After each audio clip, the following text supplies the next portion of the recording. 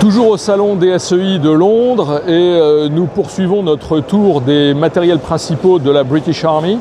Derrière moi se trouve l'Ajax. Donc l'Ajax, c'est une famille complète de véhicules chenillés de classe 35 tonnes qui sont en fait basés sur un châssis General Dynamics qui à l'origine en fait est un châssis qui a été conçu par la filiale Santa Barbara de GD en Espagne et qui a été considérablement modifié pour les besoins britanniques.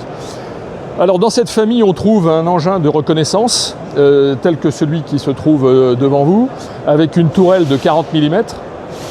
Donc tourelle à canon de 40 mm. Le canon de 40 mm, je rappelle, c'est un canon franco-britannique, puisque c'est une filiale qui s'appelle CTAI, une filiale co-détenue par BAE et KNDS France, qui fabrique ce canon et ses munitions.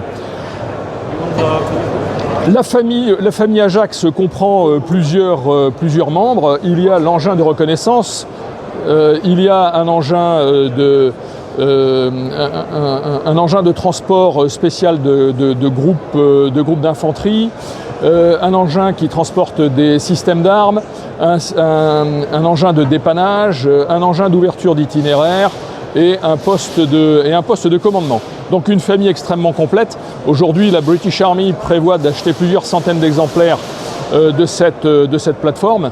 Et les matériels rentrent en service actuellement. Ils équipent les régiments de reconnaissance.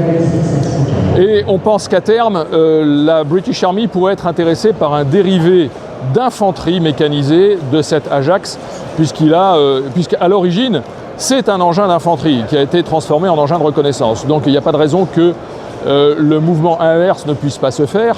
Et dans ce cas, ce véhicule de combat d'infanterie pourrait, je mets tout au conditionnel, pourrait remplacer la flotte des actuels Warrior.